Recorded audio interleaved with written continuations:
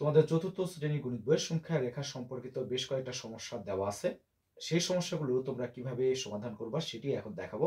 এখানে দুইটা সংখ্যা রেখা দেওয়া আছে। এই দুইটা সংখ্যা রেখার সমাধান যদি তোমরা ঠিকঠাক মতো বুঝতে পারো, আশা করা যায় এই রিলেটেড বাকি যে সমস্যাগুলো আছে সেগুলো সমাধান করতে পারবা।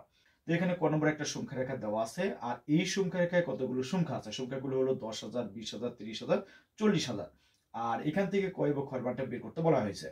তো সংখ্যা রেখার ক্ষেত্রে তোমরা অবশ্য মনে রাখবা, সংখ্যা রেখার বাম থেকে যত ডানা যাবা সংখ্যার মান তত বৃদ্ধি পায়।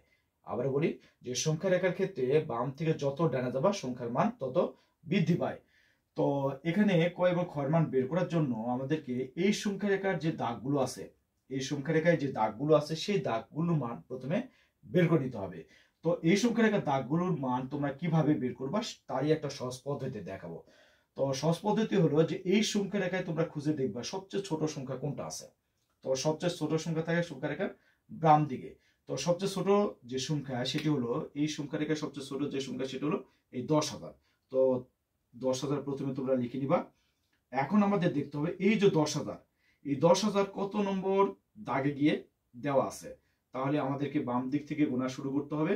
যেহেতু এইটা 0 এর দাগ, তার মানে পরের যে দাগটা আছে সেখান থেকে গোনা শুরু করতে হবে। তাহলে এটা হলো 1, 2, 3, 4, 5, 6, 7, 8, 9, 10। 10 নম্বর ঘরে গিয়ে দেওয়া আছে 10,000। তার মানে এই 10,000কে যদি আমরা 10 দিয়ে ভাগ করি তাহলে প্রত্যেকটি দাগের মান আমরা পেয়ে যাব।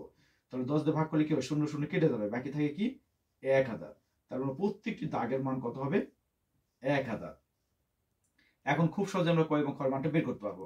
এখন ক কোথায় আছে? 10,000 পরের দাগগুলোতে আছে। তাহলে ক কোথায় আছে? 10,000 পরের দাগগুলোতে আছে। এখন আমরা 10,000 দাগটা হলো, এই দাগটা হলো 10,000 দাগ। এখন এখান থেকে আমরা 1 2 গণনা শুরু করব। তাহলে এটা হলো 1, এটা হচ্ছে 2, আর এটা হচ্ছে 3।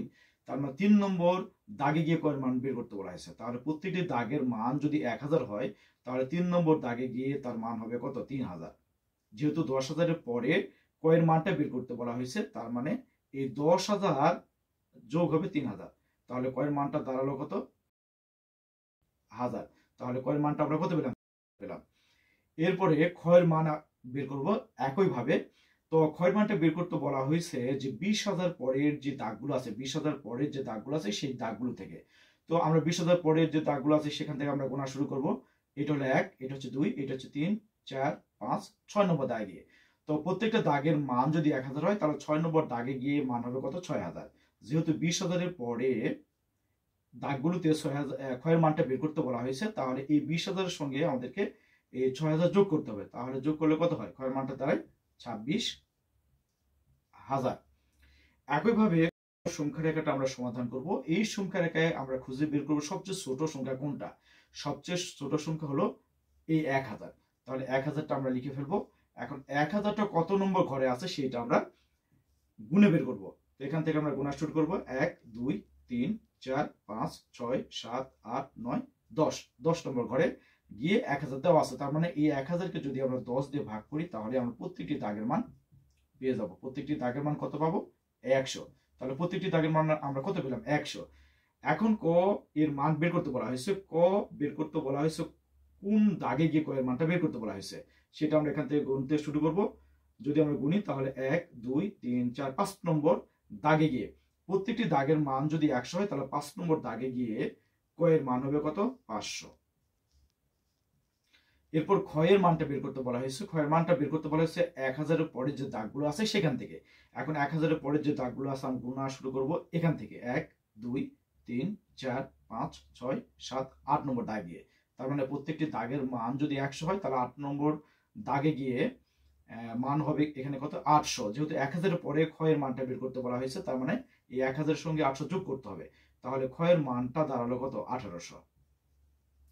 এরপর গয়ের মানটা বের করতে বলা হয়েছে। গয়ের মানটা বের করতে বলা হয়েছে 2000 এর পরের যে দাগগুলো আছে সেখান থেকে। তাহলে এখান থেকে আমরা গোনা শুরু করব। এটা হচ্ছে 1, এটা 2 3 4 নম্বর দাগে গিয়ে। তাহলে প্রত্যেকটি দাগের মান যদি 100 হয় 4 নম্বর দাগে গিয়ে হয় 400। যেহেতু 2000 পরের দাগে গিয়ে পরের দাগগুলো থেকে গয়ের মান বের করতে বলা হয়েছে, তাই আমাদেরকে 2000 এর সঙ্গে 400 যোগ করতে হবে। যোগ করলে কত হয়? গয়ের মানটা দ্বারা 2400। তো আশা করা যায় সংখ্যা রেখা সম্পর্কিত অন্য যে সমস্যাগুলো আছে এই পদ্ধতি ব্যবহার করে তোমরা সমাধান করতে পারবা খুবই সহজে। তো সবাইকে ধন্যবাদ।